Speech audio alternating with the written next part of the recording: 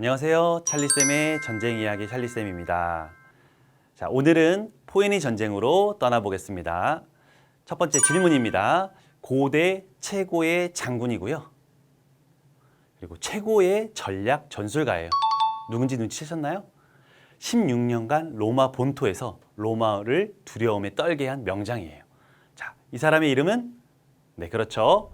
한니발 바르카라고 합니다. 한니발 장군, 우리 잘 알고 있죠? 한니발 장군이 활약했던 포에니 전쟁으로 떠나보겠습니다.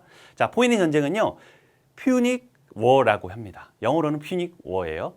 자, 로마와 카르타고의 전쟁인데요. 로마와 카르타고가 120년간 3번의 전쟁을 합니다. 로마는 최강의 육군을 자랑하고요. 그때 신흥 강국으로 떠오르고 있었습니다. 그런데 카르타고는 기존의 강대국이었어요. 그래서 굉장히 큰 대제국을 건설하고 있었습니다. 근데 그 두 나라의 전쟁이 일어나고 그 전쟁의 주인공은 결국 세계 패권을 잡는 사람이 되겠죠. 그 국가가 누굴지 생각해 봅시다. 왜 포에니 전쟁이라고 했냐면요. 포에니라는 나라는 없겠죠? 포에니라는 건 포에니쿠스, 페니키아인을 말합니다. 페니키아인을 라틴어로 포에니쿠스라고 해요. 그래서 포에니 전쟁, 페니키아인들과의 전쟁을 했다라고 해서 포에니 전쟁이라고 부릅니다. 자, 로마와 카르타고의 전쟁이라고도 하고요. 포에니 전쟁이라고도 합니다. 우리가 그 두 가지를 다 알고 이해하고 있어야 합니다. 알렉산드로스의 죽음으로부터 시작되는데요. 포에니 전쟁은 알렉산드로스가 죽고 나서 큰 제국이 엄청나게 쪼개지는 걸 우리가 알고 있죠? 어떤 걸로 쪼개졌죠? 지난번에 봤듯이 이렇게 많은 나라들로 쪼개집니다. 근데 여기는 지중해의 동쪽이에요. 지중해 서쪽으로 한번 가볼까요? 전체 지도 한번 볼게요. 이렇게 큰 지도가 있습니다. 지난번에 영상에서 우리 반도 기억나나요? 여기 반도가 어딘지 기억나시나요? 네, 이베리아 반도, 스페인, 포르투갈에 있는 이베리아 반도, 이탈리아 반도, 그 다음에 발칸 반도, 여기까지 아나톨리아 반도, 이렇게 세 가지 반도가 있고요. 오늘은 포에니 전쟁은요, 이베리아 반도, 이탈리아 반도, 그 다음에 북아프리카 지역을 포함한 전쟁, 지중해 서쪽이 되겠죠. 서쪽의 전쟁 이야기를 해보겠습니다. 로마와 카르타고입니다. 264년이에요. 기원전이에요. 기원전이 로마 세력과 카르타고 세력이 맞붙는데요. 그 두 가지 전쟁을 할 곳이 어디일까요? 요 섬들 중에 한번 골라볼까요? 그렇죠? 여기 시칠리아겠죠. 로마와 카르타고가 이제 전쟁을 하게 되는 요 지점, 이 지점 시칠리아 섬, 현재 섬을 한번 볼게요. 현재 시칠리아 섬은요, 이렇게 되어 있습니다. 크기가 어느 정도 될까요? 제가 하나 그려볼게요. 요만큼. 이게 뭘까요? 제주도 크기가 이 정도 돼요. 제주도의 14배가 되는 시칠리아 섬입니다. 자, 아름답기도 하고요. 나중에 사진으로 한번 보시면 좋을 것 같습니다. 자, 1차 포에니 전쟁 한번 가볼게요. 자, 시칠리아 섬이 이렇게 있어요. 근데 세 군데로 나눠져 있어요. 전쟁이 일어날 만한 지역이죠. 한 지역은 메시나라는 지배 지역이고요. 그 다음에 시라쿠사라는 곳이 있고요. 그 다음에 카르타고가 지배하는 지역. 이렇게 카르타고가 여기 걸쳐 있는 거죠. 그리고 여기는 뭘까요? 로마겠죠, 로마. 로마 지역이 여기 있고요. 그러면 지금 전쟁이 어떻게 시작됐냐면 메시나가 시라쿠사한테 괴롭힘을 당합니다. 자꾸 전쟁을 일으키고 자꾸 쳐들어오니까 너무 힘들어서 도움을 요청하는데 누구한테 요청했을까요?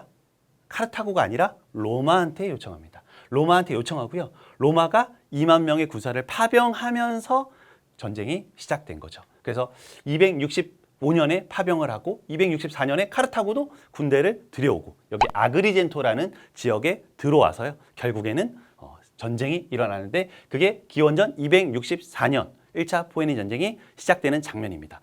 여기서 로마와 카르타고를 중에 로마를 먼저 알아보겠습니다. 로마 최강의 육군.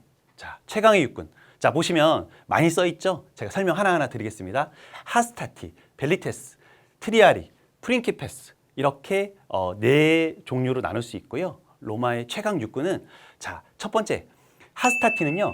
젊은 사람들이 처음에 군대를 지원했을 때 그때 스큐티움 그 방패를 들고요. 갈레아라는 투구를 쓰고 글라디우스 60cm 정도 되는 단검이에요. 단검은 어떨까요? 찌르는 걸까요? 베는 걸까요? 베는 거는 긴 검이죠. 짧은 단검을 사용해서 찌르는 검입니다. 로마는 기본적으로 밀착형으로 전쟁을 했기 때문에 찌르는 검을 사용했고요. 하스타티는 그래서 제일 앞장서서 전쟁을 할 때 적군을 체력을 소모하는 역할을 했어요. 그래서 경험을 많이 쌓았고요. 그 다음에 벨리테스는요, 전쟁 처음 시작할 때 로마 처음 시작하면 영화에서나 이런 거 많이 봤죠. 어떻게 해요? 투창을 던지는 장면. 투창이 필름이에요. 필름을 던집니다. 필름을 던지면 꽂히겠죠? 꽂힐 때 방패에 꽂히면 구부러져요. 몸에 꽂히든 방패에 꽂히든 구부러집니다. 그 방패를 들고 계속 전투를 하려면 굉장히 힘들겠죠. 그래서 처음 시작할 때 벨리테스가 투창을 하는 것부터 전쟁이 시작됩니다. 그리고 트리아리는요, 뭔가 좀 경력이 많은 사람들이 이렇게 그 뒤에서 지휘하고 좀 약한 곳을 보완하거나 그럴 때 같이 투입이 됐던 군대고요. 그 다음에 프린키페스가 가장 중요한데, 프린키페스는 로마의 주력 군대입니다. 30-40대로 이루어진 중무장 보병인데요. 그 보병들이 정말 전투를 할 때 가장 중요한 역할을 했습니다. 그래서 전쟁을 완전히 쇄도해서 끝낼 때 프린키페스가 달려가는 그런 장면을 많이 봤을 겁니다. 그래서 이렇게 최강의 군대 육군이었어요. 그런데 아까 전에 섬에서 싸웠죠. 그러면 누가 필요할까요? 해군이 필요하겠죠. 최강의 해군 카르타고를 한번 보겠습니다. 지중해 해상 무역을 통해서 막대한 부를 창출했어요. 그래서 엄청나게 부자입니다. 나중에 얼마나 부자인지 나올 거예요. 그거 알아보시면 되고요. 지금 보시면 로마는요, 이 사실 이렇게 생긴 거를 갤리선이라고 합니다. 갤리선. 자, 갤리선은요, 돛과 노가 합쳐진 배를 말하는데요. 다 그 당시에는 갤리선이었어요. 지중해는 바람을 가늠하기 어려워서 노를 통해서 저었고요. 나중에는 범선이 나오죠. 범선은 돛을 이용해서 대서양을 횡단하는 그런 일을 하죠. 지금은 갤리선인데요. 이건 3단 갤리선이라고 합니다. 어려울 것 같고요. 3단이라는 건 정면에서 봤을 때 수직으로 3명이 노를 젓는다. 그게 3단이고요. 이거는 5명이죠. 5명이면 5단이 되겠죠. 5단 갤리선, 3단 갤리선. 그렇게 볼 수 있죠. 카르타고는 5단뿐만 아니라 16단까지 있었다고 합니다. 기록에 의하면. 그래서 카르타고가 굉장히 해상이 강한 나라였고, 로마는 3단 갤리선으로 이것도 카르타고에서 이렇게 포섭해온 배를 개조해서 만들었다고 해요. 그러면 누가 해전에서는 이길까요? 당연히 카르타고겠죠. 카르타고에 대항한 로마의 전술은 무엇이었을까요? 코르부스라고 합니다. 코르부스라는 건요, 까마귀라는 뜻이에요. 까마귀인데 뭐냐면 이렇게 생긴 가교를 이렇게 세워놓고 다닙니다. 다니다가 카르타고의 군대를 만나면 내리는 거예요. 그래서 탁 부딪혀서 여기에 꽂히면 뭔가 떠날 수 없겠죠. 그랬을 때 여기 처음에 투창을 던지고 바로 프린키페스가 달려나오고 그런 장면입니다. 그런 장면에 이런 것처럼 코르부스를 통해서 로마는 어려운 해상전을 이겨나가는 계기가 되었습니다. 자, 이렇게 통해서 1차 포에니 전쟁은요, 다양한 형태의 전쟁이 일어납니다. 근데 여기서 중요한 장면은 누굴까요? 한니발의 아버지가 나와요. 하밀카르입니다. 하밀카르의 엄청난 승리를 하는데, 하밀카르의 엄청난 승리에도 불구하고 카르타고의 본국은 내분이 일어납니다. 로마한테 협상을 해야 된다는 둥 왔다 갔다 하면서 내분이 일어나서 하밀카르를 도와주지 않아요. 그래서 하밀카르가 전쟁에 승리했음에도 불구하고 결국에는 포에니 전쟁을 지게 됩니다. 로마가 승리하게 돼요. 로마가 승리하면 뭘 얻죠? 우리도 강화 조약을 맺게 되죠. 로마와 카르타고의 1차 강화 조약은요, 첫 번째, 카르타고가 시칠리아에서 철수해라. 당연한 거겠죠. 시칠리아는 로마 거다. 이렇게 되겠죠. 로마가 거기에다가 아까 전에 봤던 조그만 섬들 기억나나요? 코르시카, 사르데냐까지 장악합니다.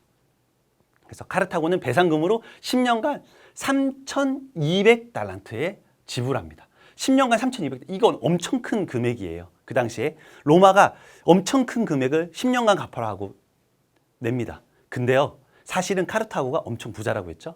그래서 10년간 3,200달란트를 쉽게 갚습니다. 그 당시에 세금의 증세도 없이 국고로 바로 반환할 수 있게 하는 그런 배상금을 했는데요. 로마는 3,200달란트에 만족했어요. 자, 그래서 로마가 이렇게 세력이 커졌습니다. 1차 포에니 전쟁에서 진 카르타고 어떨까요? 정말 힘들었겠죠. 하지만 하밀카르는 아들 한니발과 함께 떠납니다. 어디로 떠날까요? 스페인 지역으로 떠납니다. 스페인 지역에서 힘을 기르는 장면을 다음 시간에 함께 하겠습니다. 감사합니다.